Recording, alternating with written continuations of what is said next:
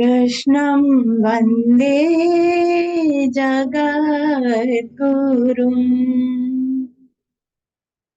त्वमेव माता च पिता त्वमेव बन्धुश्च सखा त्वमेव विद्या द्रविणं त्वमेव सर्वं मम देव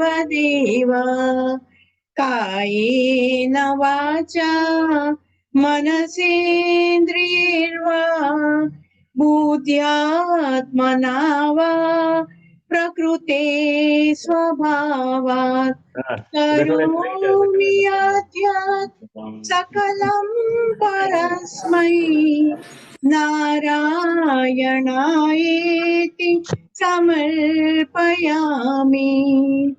सच्चिदानंद भगवान की जय।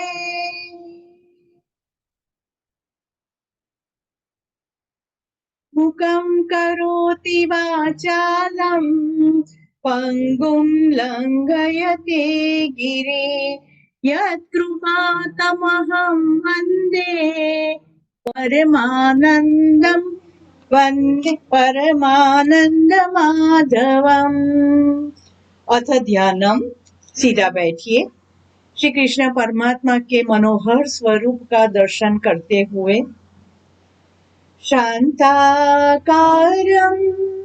भुजगशयनं पद्मनाभं सुरेशं विश्वाधारं गगनसदृशं मेघवर्णं शुभांगं लक्ष्मीकान्तं कमलनयनं योगिभिर्ध्यानगम्यं वन्दे विष्णु भवभयहरं सर्वलोकैकनाथम्।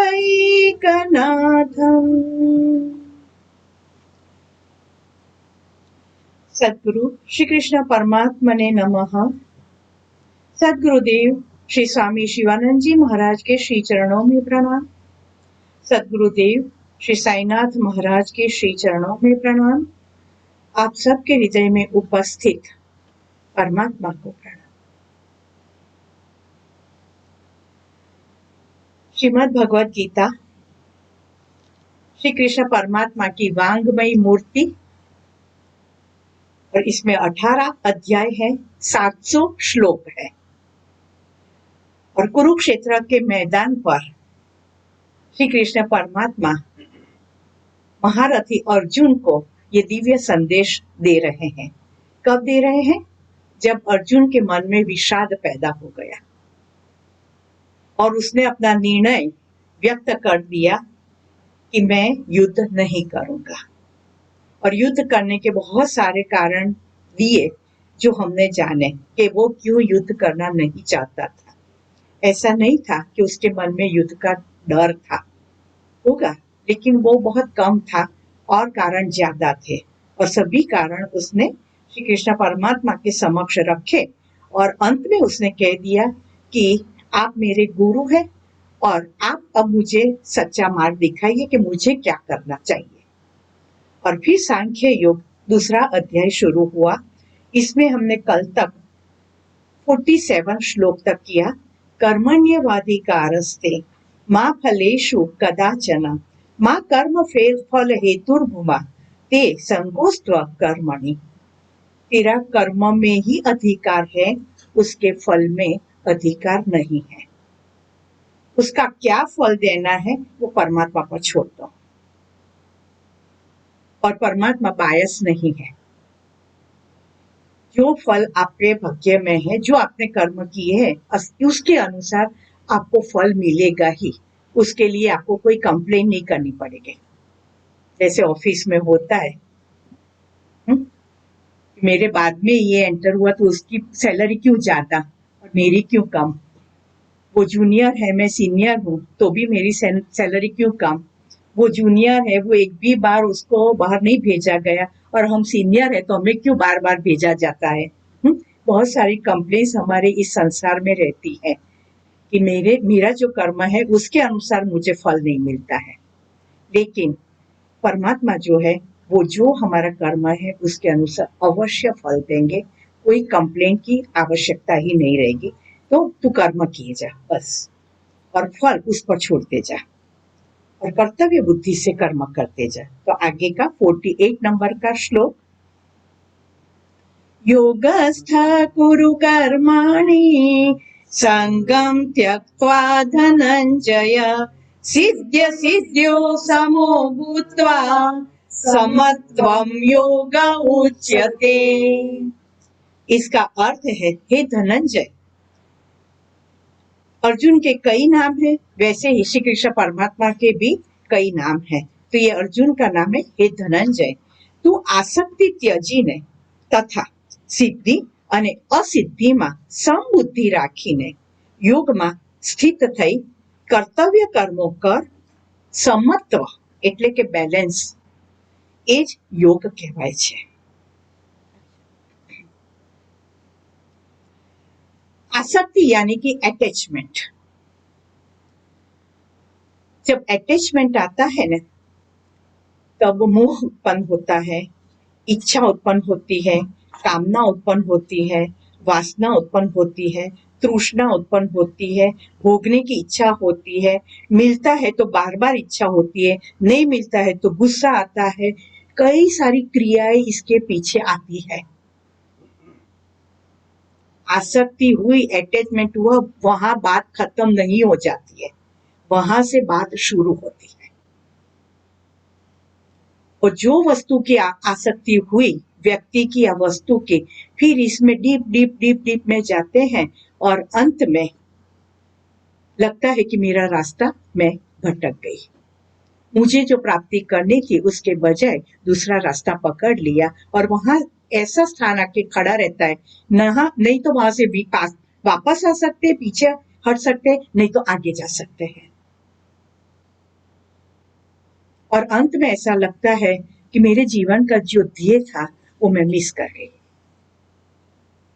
इसके लिए यहाँ पर श्री कृष्ण परमात्मा अर्जुन को साफ साफ शब्दों में कहते हैं, आसक्ति को त्याज कर, अटैचमेंट मत रख, और फिर सिद्धि असिद्धि में समबुद्धि रखकर। जब आप आध्यात्मिक मार्ग पर थोड़ा भी आगे बढ़ते हैं, तब आपको कई सिद्धियां प्राप्त होती हैं।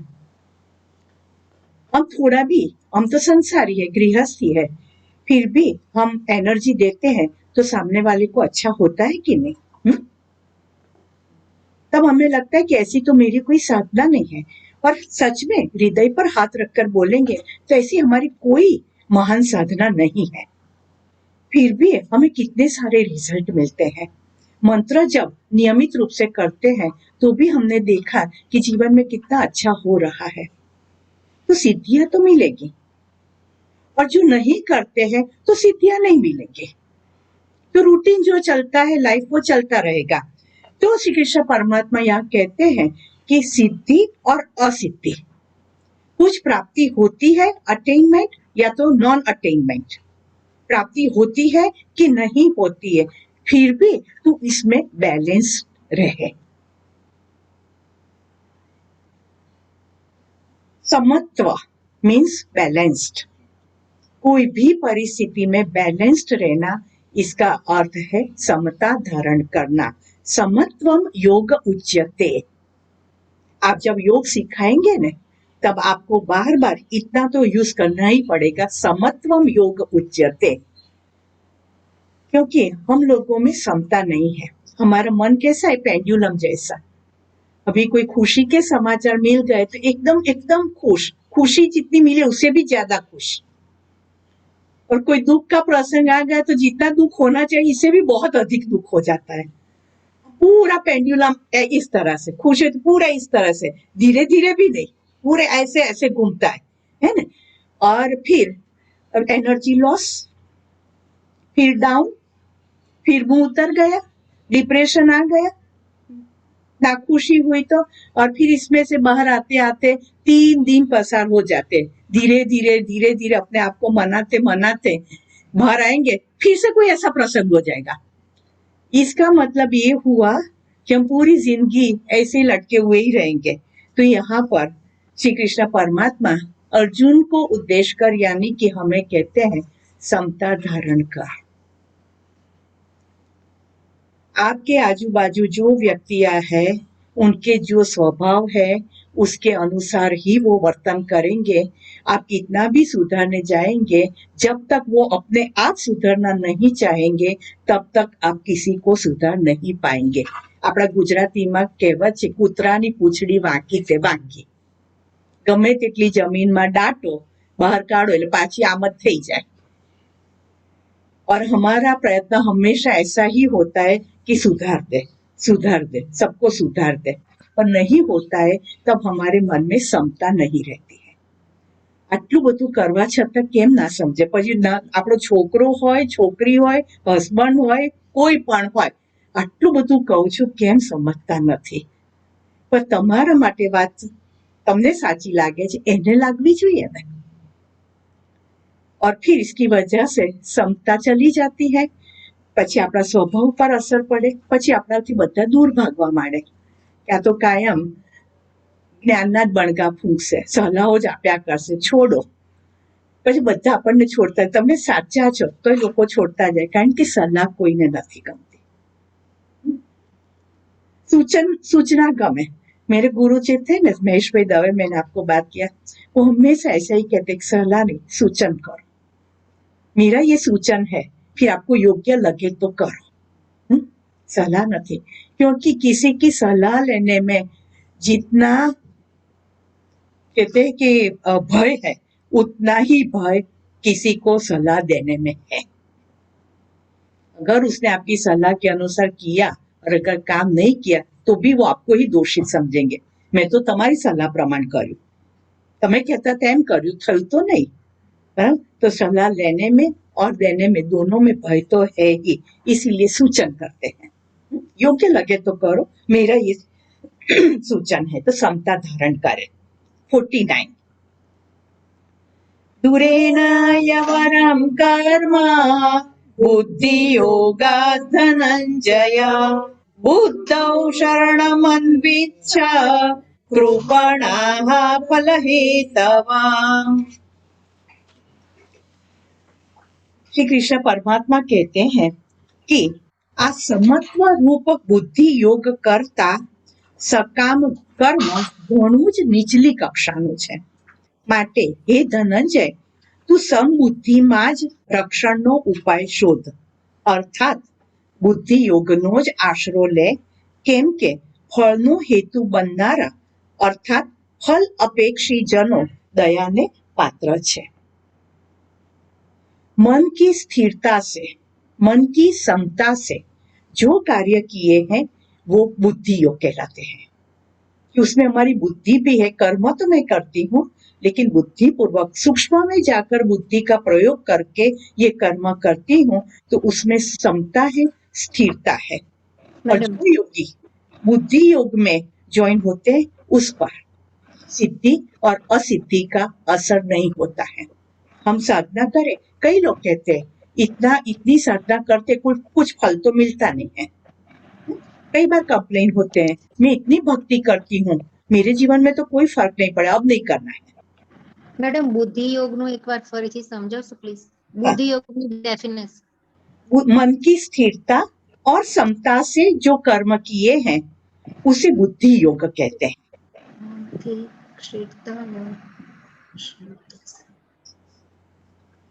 मन स्थिर करके और मन में समता धारण करके जो कार्य होते हैं वो उसमें सूक्ष्म बुद्धि का प्रयोग किया गया है, क्योंकि मुझे मालूम है कि इसमें मुझे फल मिल भी सकता है, नहीं भी मिल सकता है, फिर भी मैं कर रही हूँ, वह बुद्धि का सदुपयोग हो गया।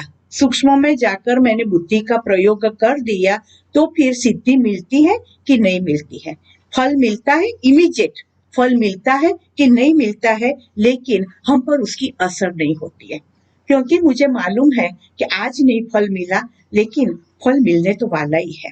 आज नहीं तो कल मैंने जो कर्म किए हैं उसके फल आने ही वाले हैं।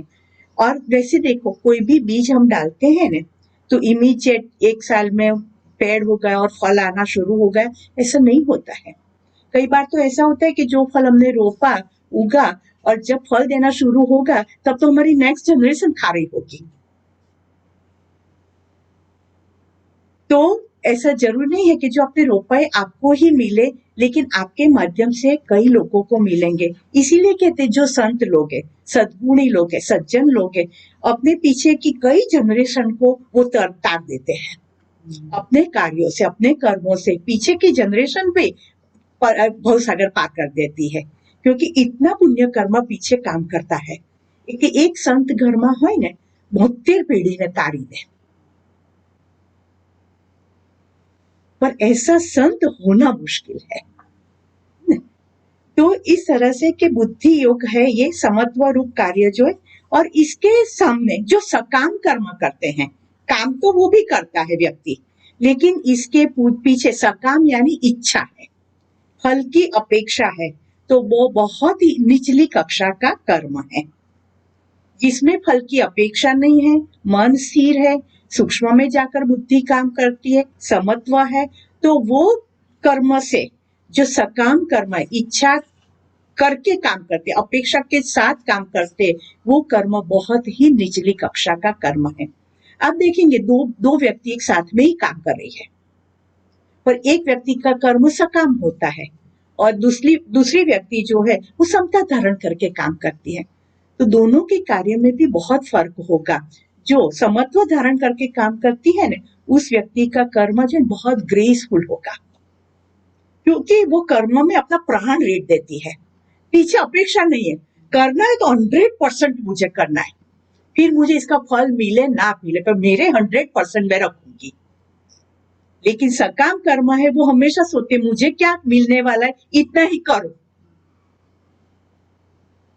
ज्यादा मिलने वाला है तो थोड़ी ज्यादा मेहनत करूंगी, लेकिन कम मिलने वाला है तो मुझे इतना कुछ देने की आवश्यकता नहीं है कि जो मेरे पास है वो सब दे दो, तो उतना ही दूंगी मैं। ये सकाम कर्म हो गए, वो बहुत निचली कक्षा का है। तो श्री कृष्ण परमात्मा अर्जुन के कहते हैं कि तू समबुद्धि का ही आश्रय ले, निचली कक्षा का कर्म हमें नहीं करना है। तू हर एक कर्म में अपनी समबुद्धि रख और बुद्धि योग जो है उसको ही समर्पित हो जा, यानी कि सूक्ष्म में जाकर सोचो और समता धारण करके काम करो, क्योंकि फल के हेतु रखते हैं न, वो व्यक्ति बहुत दया के पात्र बन जाते हैं। क्योंकि फल के अनुसार मिलता नहीं है तो फिर दुखी दुखी घूमते हैं, तो फिर हमें दया आती है, कह रहे तू छोड़ दे, कर्म फल की आशा क्यों रखता है, इसीलिए तो दुखी है। वैसे तो तूने जो कर्म किया है उसके अनुसार फल मिल ही गया है, लेकिन तुम्हारी अपेक्षा ज्यादा थी, इसकी वजह से दुख हो रहा है। तो वो दया के पात्र बन जाते। लोग आपको मान की दृष्टि से देखने के बजाय दया की दृष्टि से देखेंगे। तो 50 नंबर का जो है, बुद्धि युक्तो जहातीह उभे सुकृत दुष्कृते तस्माद् योगाय युज्यस्व योग कर्मसु कौशलम्। ये भी जो पंक्ति है उसका भी आपको योग में बार बार प्रयोग करना पड़ेगा जब आप सिखाएंगे योगः कर्मसु कौशलम्। इसका पूरे श्लोक का अर्थ होता है समबुद्धि युक्त व्यक्ति પુણ્ય અને પાપ બેયને આ લોકમાં ત્યાગી દે છે અને તેમનાથી મુક્ત થઈ જાય છે। માટે જ તું સમત્વ યોગમાં જોડાઈ જા। આ સમત્વ યોગ એ જ કર્મોમાં કુશળતા છે, અર્થાત કર્મ બંધનમાંથી છૂટવાનો ઉપાય છે। कर्म तो करना ही है, हम पृथ्वी पर आए हैं, सतत कर्म कर रहे हैं, श्वास लेते वो भी एक कर्म है, सोचते हैं वो भी एक कर्म है। कोई व्यक्ति ऐसा कहे कि मैं बैठा रहूं तो फिर ये अकर्म हो गया ना, श्वास तो लेते हो न, सोचते तो हो न, तो कर्म तो हम सतत करते ही रहते हैं। लेकिन जो समबुद्धि से कर्म होते हैं वो कार्य में ग्रेस होती है। योगः कर्मसु कौशलम्। जो व्यक्ति पाप और पुण्य उसका त्याग कर देती है और फिर जो कर्म करती है तो उसमें एक ग्रेस आ जाती है। छोटे छोटे कर्म, बड़े कर्मों की बात भी नहीं करते हैं कि जैसे बेडशीट आप पाथरते हैं, लाइनिंग वाली बेडशीट है तो सभी लाइंस परफेक्ट सीधी जाती है, तो योगः कर्मसु कौशलम, उसके चारों साइड के कॉर्नर्स बराबर अंदर दबे हुए हैं और बीच में भी एक भी क्रीज नहीं दिखती है। योगः कर्मसु कौशलम, आपकी रसोई बनती है, परफेक्ट मसाला होता है, बराबर जो शाक है, सब्जी है, दाल है, बराबर चढ़ गई है, कच्ची नहीं है, ज्यादा भी नहीं हो गई है, ठीक, तो कहते हैं योगः कर्मसु कौशलम। आप कपड़े पहनते हो और एकदम व्यवस्थित है, सभी बटन ठीक से बंद किए हैं, व्यवस्थित पहने हैं, कहते हैं योगः कर्मसु कौशलम। जो स्त्री का छोटा बच्चा है और बच्चा भी एकदम नीट एंड क्लीन रहता है, कहते हैं योगः कर्मसु कौशलम। जो पुरुष है उसके ऑफिस जाकर देखे एकदम नीट एंड क्लीन है, उसके टेबल पर कहीं पर इधर उधर कोई भी कागज नहीं पड़े हैं, योगः कर्मसु कौशलम। इसी तरह से कोई भी परिस्थिति में आप किस तरह से सोचते हैं, चाहे कितनी भी नेगेटिव परिस्थिति है उसमें भी अगर आप पॉजिटिव सोच सकते हैं, योगः कर्मसु कौशलम। कर्म में कुशलता, जो भी काम करते विथ परफेक्शन, लबाड़ काम नहीं। કરવા ખાતર કરી દીધું, પતી ગયું ને કામ, બરાબર કર્યું મેં કામ, તમારે પતી ગયું બસ, એવું લબાડ નહીં કે પછી પાછળ બધાય મચી પડવું જ પડે કામ કરવા માટે તમે કરેલા કામ ઉપર, એવું કામ નહીં। કર્મઃ કર્મ યોગઃ કર્મસુ કૌશલમ, તમે જે કામ કર્યું છે જોઈને બીજાને આનંદ થવો જોઈએ અને दूसरों को प्रेरणा मिलनी चाहिए, मुझे भी इस तरह का काम करना है।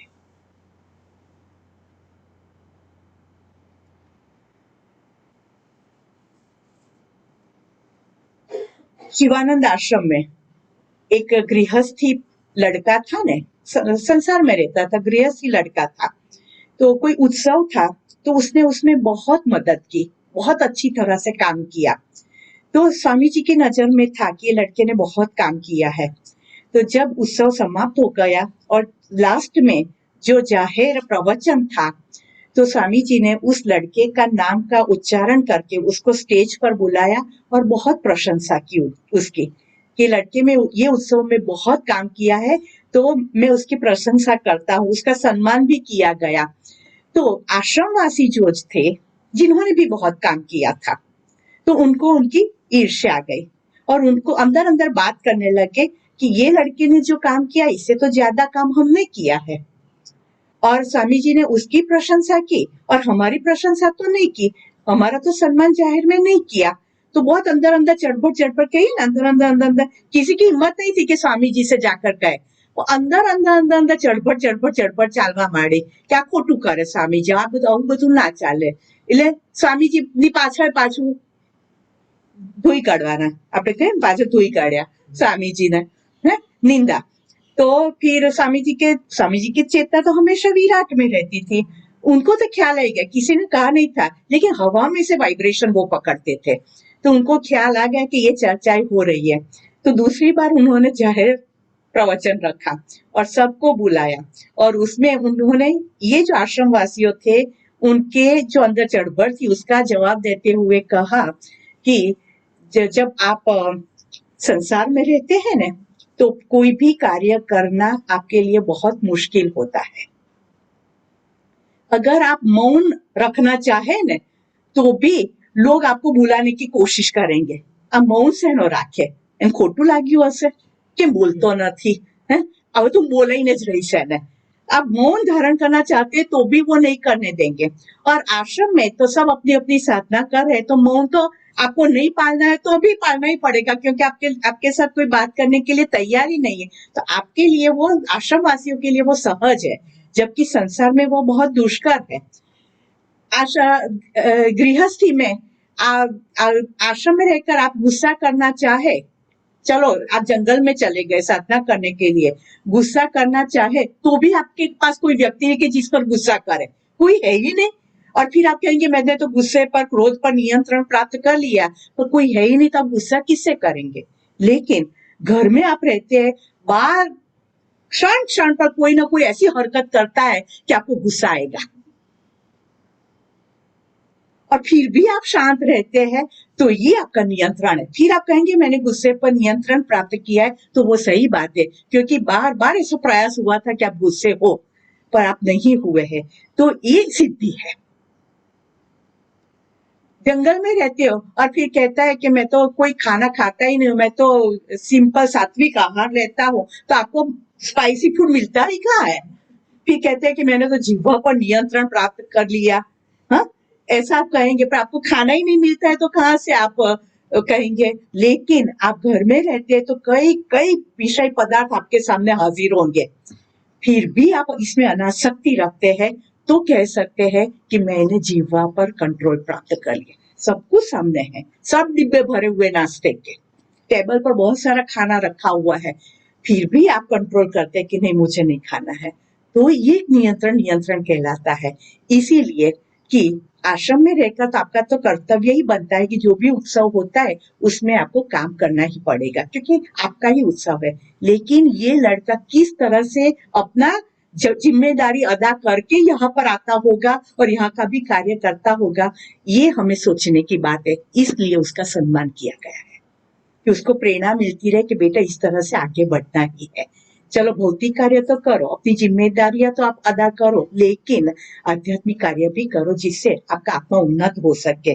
योगः कर्मसु कौशलम, वो भी संसार के कार्य भी ठीक से करना है और फिर आध्यात्मिकता में आप जाते वो भी ठीक से करना है।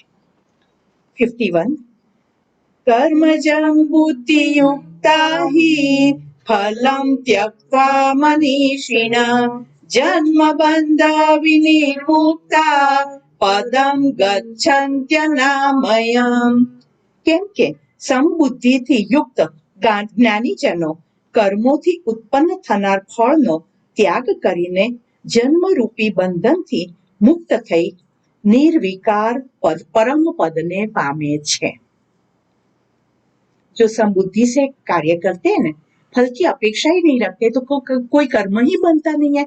मैंने आपको कहा था जैसे कि मन है तो विचार है, विचार है तो उसका अमलीकरण है, अमलीकरण है तो उसका कोई फल मिलता है, फल मिलता है वो पसंद आता है तो बार बार करने का मन होता है, रिपीटेशन होता है, पुनरावर्तन होता है। जिस बात का पुनरावर्तन होता है वो आपके संस्कार दृढ़ होते हैं, जो संस्कार दृढ़ हुए वो कर्म बाइंड करता है, और जो कर्म बाइंड हुआ उस तरह का आपका पुनर्जन्म होता है। यहाँ पर श्री कृष्ण परमात्मा हमें वो ही समझाना चाहते हैं कि फल की अपेक्षा रखेंगे तो पुनर्जन्म आएगा ही आएगा। फल की अपेक्षा पुनर्जन्म का कारण बन जाता है, फिर अच्छा भी कर्म हो या बुरा भी कर्म हो, लेकिन जन्म मरण के चक्कर में तो हमें घूमना ही पड़ेगा। तो जो व्यक्ति समबुद्धि से फल की अपेक्षा से रहित होकर कर्म करती है, ये जन्म रूपी बंधन से यानी कि आवागमन से भी मुक्त हो जाता है, वो बंधन करता नहीं होता है। और ये प्रकार की जो व्यक्ति होती है ना, कर्म बंधन से मुक्त कैसे होना है, तो रोज रात को सोने जाओ तब भगवान को याद करके या तो आपके गुरुदेव को याद करके मन में प्रार्थना कर लो, आज मैंने जो जो कार्य किए हैं वो आपके चरण में समर्पित, और भाव से कहना है, सिर्फ बोलने के लिए नहीं। जो जो करते हैं उसके हित दिव्य अभिनेता जो है उसके चरणों में समर्पित करते जाओ। नया दिन होगा नए कर्म शुरू, फिर समर्पण, नया दिन होगा नया कर्म शुरू, फिर समर्पण, रोज रात को समर्पित करते जाओ। धीरे धीरे धीरे करके कर्म बंधन से हम मुक्त हो जाएंगे। स्वामी चिदानंद जी महाराज थे ना, जो दिव्य जीवन संघ के अध्यक्ष रहे, वो छोटे थे, बहुत छोटे थे, तब उनकी माता का निधन हो गया था। माता के बिना का बेटा, पिता तो हमेशा जॉब में या बिजनेस में रहते हैं तो बच्चों पर इतना ध्यान नहीं दे सकते, अगर देना है तो भी उनके पास इतना टाइम नहीं होता है, जो ध्यान देती है वो माँ ही देती है। तो अब माँ के बिना का बेटा हो गया, तो अब इस तरह का जो वातावरण मिलता है तो उसमें एक बात ये हो सकती है कि बेटा स्वच्छंदी हो जाता है, मनस्वी हो जाता है कि मुझे कोई पूछने वाला तो है नहीं, तो मुझे जो करना है करो, कोई अंकुश तो है नहीं। एक प्रकार का बेटा ऐसा हो जाता है। और दूसरे प्रकार का बेटा जो है वो अपने सही लक्ष्य पर में लग जाता है। तो स्वामी चिदानंद जी महाराज जो थे, उनका नाम श्रीधर था, तो वो आध्यात्मिक वाचन में लग गए, एक के बाद एक आध्यात्मिक बुक्स पढ़ते रहे। और उनके फूफा थे ने, वो भी आध्यात्मिक थे, तो उनसे भी उनको ये संस्कार मिले थे, और जो भी प्रश्न होते थे तो उनको पूछते थे। तो उन्होंने लिखा है कि प्रभु की खोज में बुक स्वामी रामदास ने लिखी है। ये बुक के एक एक लाइन मुझे कंठस्थ हो गई थी, पूरी बुक मुझे कंठस्थ थी, इतनी बार मैंने वो बुक को पढ़ा था। और धीरे धीरे करके उन जो बुक्स पढ़ते गए तो उनका संसार में से मन उठता गया। और एक दिन उन्होंने गृह त्याग कर दिया, युवान वय में गृह त्याग कर दिया। सबने ढूंढा, घर वालों सब ने ढूंढा, लेकिन कहीं पर नहीं मिले। तो घर का जो नौकर था ने, जो सालों से वहां काम करता था, जो श्रीधर का रूम साफ करने जाया करता था, तो उसने घर में नहीं मिला ने, तो फिर उसने घर में कहा कि छोटे मुंह से मैं एक बड़ी बात करता हूँ, लेकिन मैं बाबा को ढूंढ कर ले आ सकता हूँ, अगर आप मुझे परमिशन दे तो। तो लोगों ने कहा तू कहाँ ढूंढेगा? तो कि मुझे मालूम है कि बाबा कहाँ जा सकते हैं। तो क्या अच्छा जाओ ढूंढ के ले आओ, 15 दिन की छुट्टी देते हैं तुम्हें। और वो सीधा गए अरुणाचलम प्रदेश रमन महर्षि के आश्रम पर, और श्रीधर वहीं पर ही थे। वो देखता था, जो साफ सुथरी करने जाता था, तो जो पुस्तक वो पढ़ा करते, जो पुस्तक पढ़े होते तो नजर में तो आता है ना कि कौन से पुस्तक पढ़ रहे हैं। तो उनको ख्याल आ गया था कि ये लड़का यहाँ के सिवा और कहीं पर नहीं जा सकता। तो वो सीधा रमन महर्षि के आश्रम पर गया और वहां श्रीधर थे। तो फिर उन्होंने देखा ये बाबू को, तो उन्होंने कहा कि बाबू आप क्यों इधर आए? तो उसने कहा कि बाबा चलो घर पे, सब चिंता करते आपके लिए, आप घर पे चलो, बस आपको घर पे आना ही पड़ेगा, सब चिंता कर रहे हैं। श्रीधर ने कहा मुझे अब घर नहीं आना है, मैंने घर का त्याग कर दिया है। तो बाबू ने कहा अगर आप घर पे नहीं आएंगे तो मैं यहाँ पर उपवास करूंगा, मैं मेरा शरीर यहाँ पर त्याग कर दूंगा, मैं भी घर नहीं जाऊंगा। तब श्रीधर को लगा कि इस तरह से तो मैं यहाँ पर नहीं रह सकता, ये व्यक्ति को दुखी करके तो मैं यहाँ पर नहीं रह सकता। तो कि चलो घर पे जाते हैं। दोनों घर पे वापस आए, सब खुशहाल हो गए। और फिर नानी जो थे घर में, उन्होंने फरमान पाड़ दिया और श्रीधर को बोल दिया जब तक मैं जिंदा हूं मुझे प्रॉमिस करो कि तुम गृह त्याग नहीं करोगे, और कोई किसी की अनिच्छा पर गृह त्याग करके परमात्मा का प्राप्ति भी नहीं कर सकते, जब तक सबका आपको सहाय नहीं है तब तक। तो उन्होंने प्रॉमिस दे दिया कि हाँ नानी आप जिंदा है तब तक मैं गृह त्याग नहीं करूंगा। फिर उसने फिर से पढ़ाई शुरू कर दी, पढ़ाई खत्म हो गई, और फिर उन्होंने पायलट की जॉब के लिए अप्लाई किया, और पायलट की जॉब उनको मिलती है ऐसा ऑफर लेटर उनके घर पर आया, और उसी क्षण नानी का देहांत हो गया। अब दोराहे पर आकर जिंदगी खड़ी रही। एक साइड है पायलट बनकर ये जॉब स्वीकार करके सुख संपत्ति जाहो जलाली मान सम्मान सब कुछ मिलने वाला था, किसी भी बात की खोट नहीं रहेगी संसारी लेवल पर देखते हैं तो। और दूसरी साइड कि अब तो मार्ग खुल गया था, नानी को प्रॉमिस किया था आप जिंदा है तब तक मैं नहीं लूंगा, तो अब तो मेरा मार्ग खुला होगा, मैं त्याग कर सकता हूं, अब क्या किया जाए। एक साइड सब कुछ दिखता है कि सब कुछ है, दूसरी साइड जो गृह त्याग करते हैं कष्ट कष्ट कष्ट, इसके अलावा कुछ भी नहीं है, क्योंकि अभी तक उनको वो भी मालूम नहीं था कि मेरे गुरु कौन है। और सब ने समझाया कि बेटा पायलट बन जा, तेरा गृह त्याग करने का निर्णय तो है, लेकिन एक बार पायलट बन जा, सब सुख देख ले, फिर त्याग करना क्या फर्क पड़ता है, एक बार देख तो ले कि संसार कैसा है, आनंद उपभोग तो कर ले, फिर त्याग तो कभी भी कर सकोगे, वृद्धावस्था में भी कर सकोगे।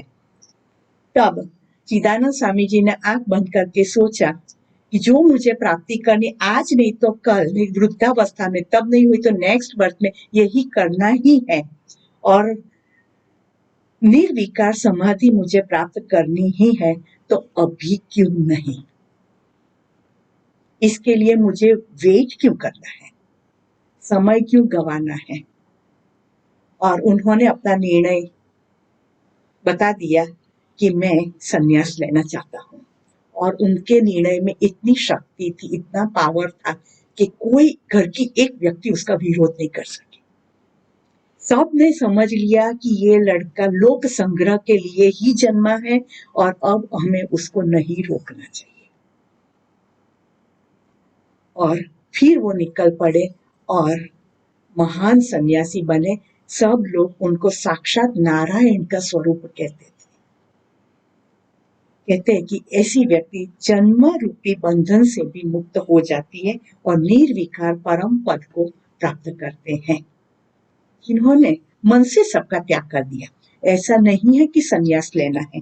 तेन त्यक्तेन भुंजीथाः। घर में रहकर भी आप सब कुछ उपभोग करते हैं, फिर भी आपका उसमें मन नहीं है, तो उसे समबुद्धि ही कहते हैं।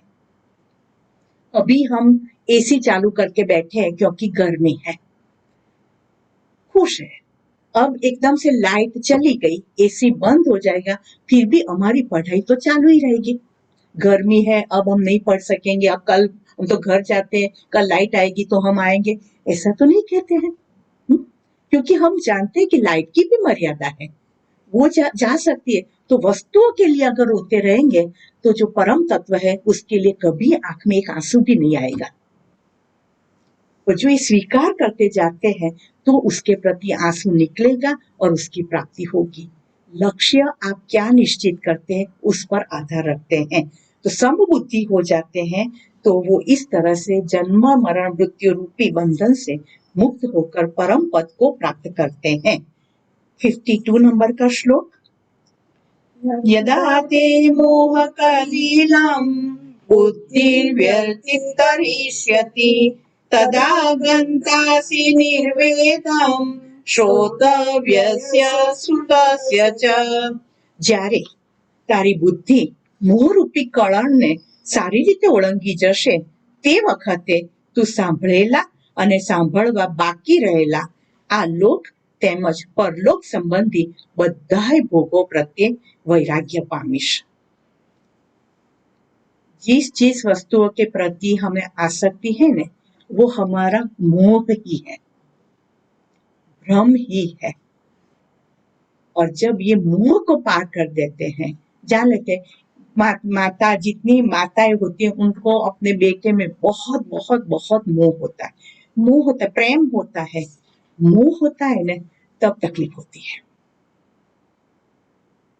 फिर ऐसा हो जाता है कि मेरे अलावा फिर वो किसी का नहीं, ये मोह है। इस तरह से कई वस्तुओं में हमारा मोह होता है और ये मोह जब इसमें से हम पार हो जाते हैं, और वैराग्य, अपर वैराग्य में मोह रहता है अंदर अंदर अंदर अंदर छुपा छुपा, बाहर से नहीं दिखता है, छुपा छुपा मोह रहता है। पर वैराग्य मोह निकल जाता है और वो पार कर दिया। फिर आपने जो सुने हैं या आपने जो अनुभव किया है या तो नहीं अनुभव किए लेकिन किसी से सुने, ऐसे कोई भी भोग में आपका मन नहीं जाएगा, क्योंकि आपने जब अमृत का स्वाद चख लिया फिर मत की क्या विसात है।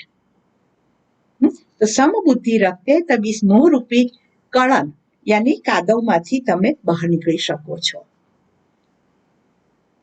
आगे श्रुति प्रतिपन्ना ते यदा सास्यति निश्चला समादावचला बुद्धिस् तदा योगमवाप्स्यसि। જાત જાતના વચનો સાંભળવાને લીધે વિચલિત થયેલી તારી બુદ્ધિ જ્યારે પરમાત્મામાં અચળ અને સ્થિર ભાવે સ્થાયી થઈ જશે ત્યારે તું યોગને પામીશ, એટલે કે તારો પરમાત્મા સાથે नित्य संयोग થઈ જશે। हमारे संसार में भी देखते हैं ना, कोई निर्णय लेना है हमें इम्पोर्टेंट, तो हम कई लोगों से पूछते हैं मैं क्या करूं, मैं क्या करूं, और सब अपना अपना निर्णय देते हैं और सबके पास अपने अपने निर्णय का लॉजिक होता है। मैं क्यों ऐसा कहता हूँ कि इसके पीछे ये कारण है, और हरेक के निर्णय जो है वो अलग अलग होते हैं। फिर व्यक्ति कहती है मैं तो कंफ्यूज हो गया, वो कहते वो भी मुझे तो सही लगता है, ये भी कहते वो भी मुझे तो सही लगता है, ये भी सही लगता है, तो अब मैं क्या करूं? खुद का कोई निर्णय नहीं, खुद को तो पूछते भी नहीं है कि मुझे क्या करना है, लोगों को पूछते रहते हैं, सबकी राय अलग अलग है। फिर कंफ्यूज व्यक्ति और फिर गलत निर्णय पर आ जाते हैं और फिर विचलित हो जाते हैं। नहीं, कोई कोई व्यक्ति कहता है बच्चा कि मुझे पढ़ाई के लिए फॉरेन जाना है, तो मैं कौन सा सब्जेक्ट लेकर जाऊं? कोई ये कहेगा, कोई ये कहेगा। फिर इसने वो सब्जेक्ट ले लिया, फिर वहां जाकर मालूम पड़ता है कि ये सब्जेक्ट तो this is not my cup of T, मैं तो नहीं पढ़ पाऊंगा, मुझे तो कुछ पल्ले ही नहीं पड़ता है। तो पेरेंट्स की फी भी जाती है, मुझे भी इंटरेस्ट नहीं पड़ता है, और संघर्ष तो है ही, तो हर तरह से वो खलास हो जाता है। फिर मैं तो वापस आ जाना चाहता हूँ, गया सब कुछ पानी में। और पेरेंट्स भी कहेंगे हाँ बेटा नहीं अच्छा लगता है तो आ जा। कौन सा पेरेंट ऐसा कहेंगे नहीं नहीं आना है, तुझे जो भी है वहां पर ही रहना है? कोई पेरेंट ऐसा नहीं कहेंगे, चाहे कितना भी डेप्थ क्यों नहीं किया है, वो वैसा ही कहेंगे आ जा। तो इस तरह से શ્રી કૃષ્ણ પરમાત્મા અર્જુન को कहते कि और जात जातना वचनों सांभळथी, यानी कि अनेक लोगों की राय सुनने से विचलित बुद्धि परमात्मा में अचल नहीं हो सकती है। जो आपका आत्मा है वो ही आपका गुरु है।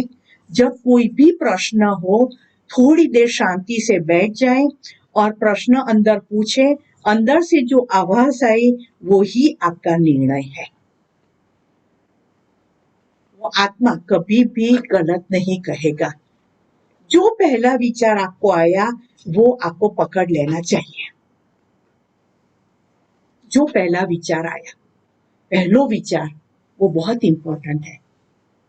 और देखना हमारे जीवन में भी ऐसा होता है कि हम शांति से लेटना चाहते हैं दोपहर में, और कोई गेस्ट आ गए और खाना बाकी है, उनका लंच बाकी है, और हम तो सब खा पीकर सब આટો પીને બધું બેસી ગયા શાંતિથી સુવા માટે જતા રહ્યા, और गेस्ट आ गए और पूछा हमने फॉर्मालिटी कि खाना खाएंगे, और उन्होंने भूल से हाँ बोल दिया। हाँ हाँ हाँ, हमने खुद नहीं खाया પછી પહેલો વિચાર કયો આવે? ખરા છે, ફોને ના કરો, ખાવાના હતા તો પહેલેથી બનાવી દેત ને। અને હવે આવી કે આ કહેલા પાછી બધી મહેનત કરવાની મારે, આ આપણો પહેલો વિચાર।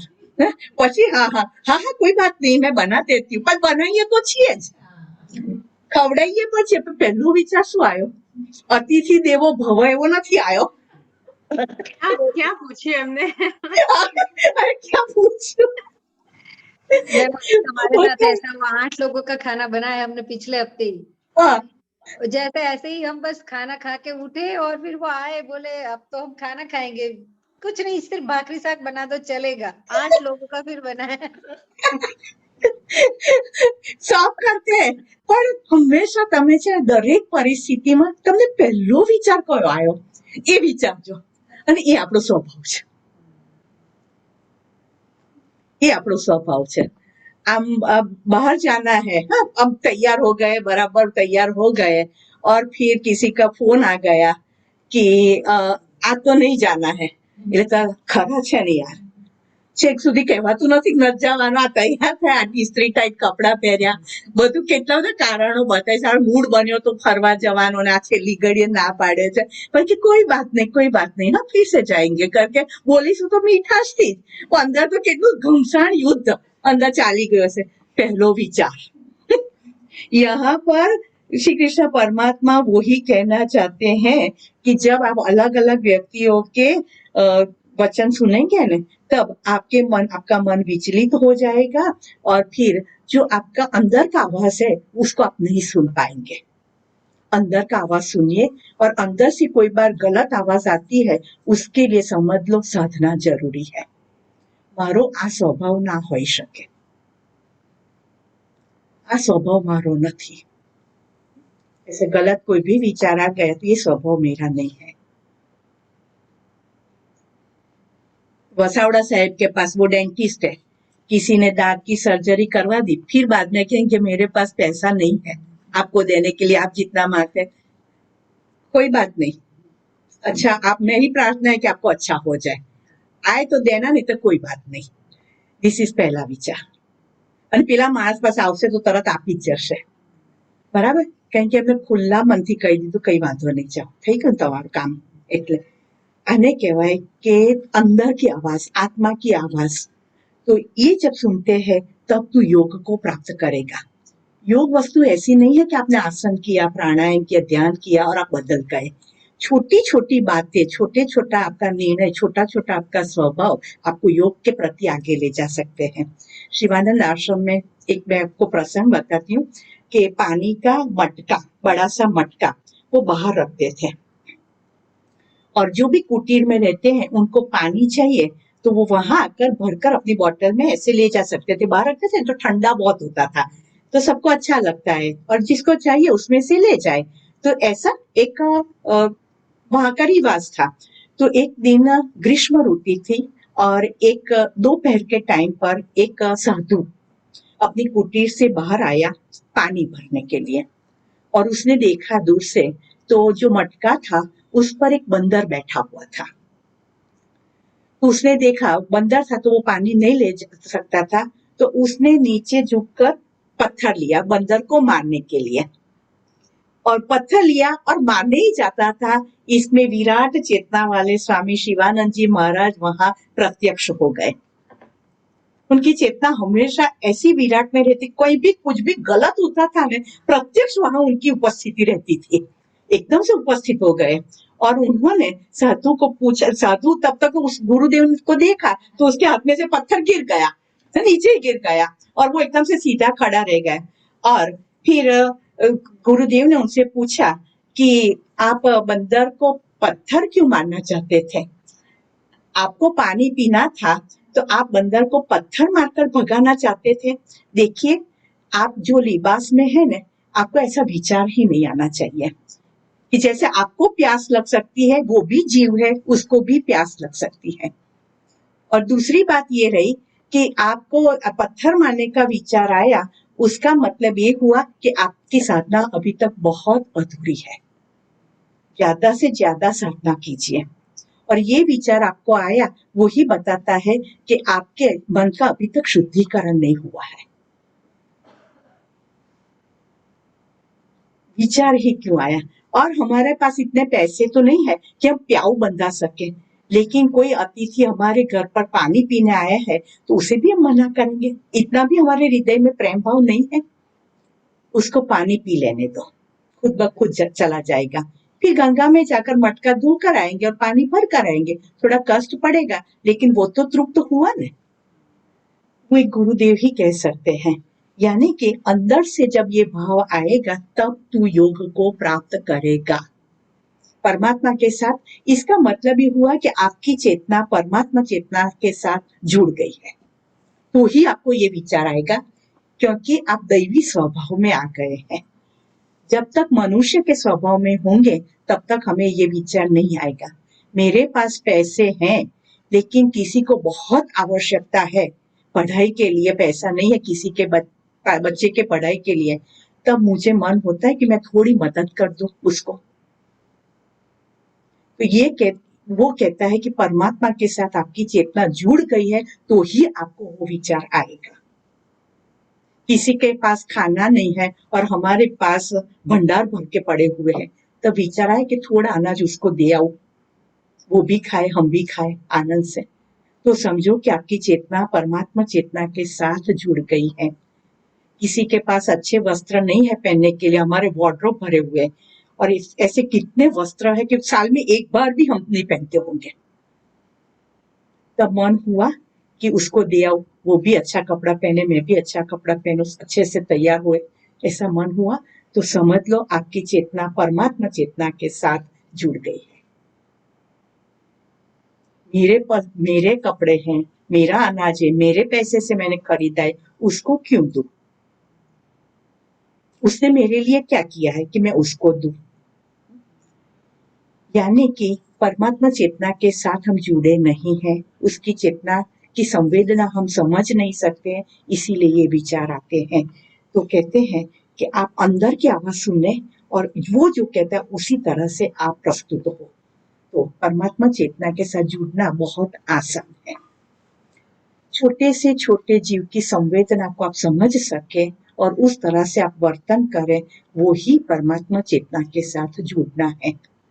इसीलिए मैं हमेशा कहती हूँ कि आपको पढ़ना है ना, तो जो जितने गुरुदेव हो गए ना, जिसमें आपकी श्रद्धा है, किसी को स्वामी विवेकानंद में, किसी को रामकृष्ण परमहंस देव में, किसी को शिवानंद जी में, किसी को साईनाथ महाराज में, उनके जीवन चरित्र पढ़े, तब लगेगा कि वो भी एक मनुष्य के रूप में आए। हम जो जो प्रसंग में से पसार हुए, वो सभी प्रसंगों में से वो भी पसार हुए हैं, और वो प्रसंगों में उन्होंने कैसा निर्णय लिया और हम कैसे निर्णय लेते हैं।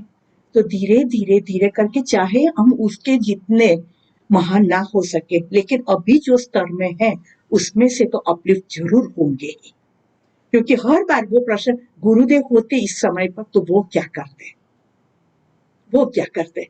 चलो मैं उतना ना कर सकूं, पर लेकिन मेरे स्वभाव से तो थोड़ा ऊपर उठूं। उठते उठते उठते उठते आप वो चेतना में जुट जाएंगे, बस उठने की बात है। हाँ? तो यहाँ पर श्री कृष्ण परमात्मा ने कहा कि परमात्मा के साथ संयोग हो जाएगा, समबुद्धि रख। तब अर्जुन को फिर से एक प्रश्न हुआ कि इसमें जो स्थित प्रज्ञ शब्द आता है, आप समझ ले, ये शब्द सिर्फ और सिर्फ श्रीमद् भगवत गीता में ही है। कहीं और शास्त्र में आप कहीं पर भी स्थित प्रज्ञ शब्द नहीं सुनेंगे।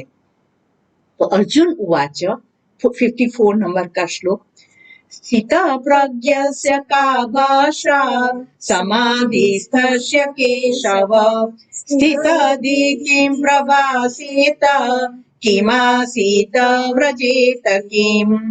अर्जुन बोल्या, हे केशव, સમાધિમાં સ્થિત પરમાત્માને પામેલા સ્થિર બુદ્ધિ પુરુષનું શું લક્ષણ છે? સમાધિમાં સ્થિત પરમાત્માને પામેલા સ્થિર બુદ્ધિ, એને એક શબ્દમાં કહેવાય સ્થિત પ્રજ્ઞ. તે સ્થિર બુદ્ધિ પુરુષ કેવી રીતે બોલે છે, કેવી રીતે બેસે છે, કેવી રીતે ચાલે છે, તથા તેના આચરણ કેવા હોય છે? स्थित प्रज्ञा व्यक्ति होती है, उसके सर पर मुगट होता है कि सींग होता है, उसके वस्त्र अलग होते हैं, ऐसा नहीं होता है। वो हमारे जैसा ही दिखते हैं। लेकिन पूछा ना कि वो किस तरह से बोलते हैं, किस तरह से बैठते हैं, किस तरह से चलते हैं और उनका आचरण कैसा होता है। स्वामी चिन्मयानंद जी महाराज, जो कि स्वामी शिवानंद जी महाराज के ही शिष्य रहे, वो गीता पर बहुत प्रवचन देते थे, बहुत प्रवचन। और एक बार प्रवचन दे रहे थे और उन्होंने स्थित प्रज्ञा के लक्षण कैसे होते हैं वो बारे में उन्होंने बात बताई, जो हम अभी सुनेंगे कि उनके लक्षण कैसे होते, किस प्रकार का वो व्यक्तित्व होता है। तो वो व्यक्तित्व जो आप सुनेंगे तो हमें भी एक प्रश्न होगा कि क्या कोई व्यक्ति इस जगत में ऐसी हो सकती है? अंदर से प्रश्न आएगा, क्या हो सकती है ऐसी जो वर्णन किया है वैसी व्यक्ति हमने हमारे जीवन में कोई नहीं देखी है। तो एक व्यक्ति को ऐसा प्रश्न हुआ और उसने खड़े होकर स्वामी चिन्मयानंद जी से प्रश्न पूछा कि स्वामी जी, आपने स्थित प्रज्ञ व्यक्ति के बारे में जो बताया, तो क्या ऐसी कोई व्यक्ति इस जगत में है? तब तुरंत ही स्वामी चिन्मयानंद जी ने बोला कि मैं ऐसी 2 व्यक्तियों को जानता हूँ जो ये जगत पर अभी भी विद्यमान है, और वो 2 व्यक्ति में से एक है स्वामी चिदानंद जी महाराज और दूसरी है श्री श्री मां आनंदमयी। स्थित प्रज्ञा के जो लक्षण आप पढ़ेंगे, ये 2 व्यक्ति में 100% वो गुण थे।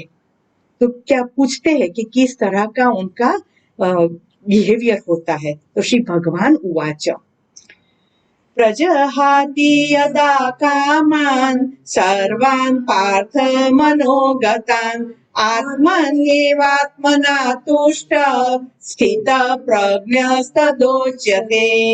श्री भगवान बोले, हे पार्थ, જે વખતે આ પુરુષ મનમાં રહેલી સઘળી કામનાઓને સમ્યક રીતે ત્યજી દે અને આત્માથી આત્મામાં જ સંતુષ્ટ રહે, ત્યારે તે સ્થિત પ્રજ્ઞ કહેવાય છે.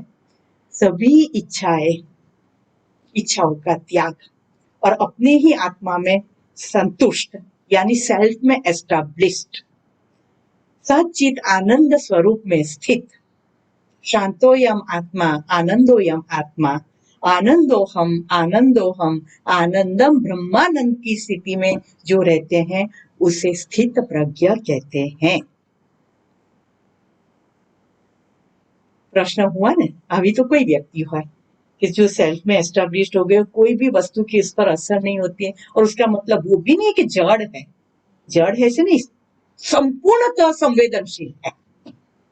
छोटे से छोटे जीव की भी संवेदना वो समझ सकता है, फिर भी उसने सभी इच्छाएं का त्याग कर दिया है और अपने आत्मा में वो संतुष्ट है. इसे स्थित प्रज्ञ कहते हैं.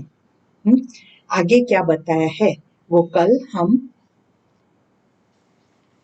देखेंगे कि कौन कौन से लक्षण स्थित प्रज्ञ के बताए हैं, वो हम देखेंगे और आपकी परीक्षा के लिए वो बहुत इंपॉर्टेंट हो जाएंगे, है ना.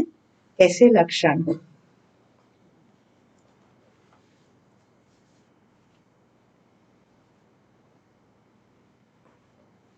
पांच मिनट में फिर से उपस्थित हो जाना. पतंजलि योग दर्शन का अभ्यास करेंगे.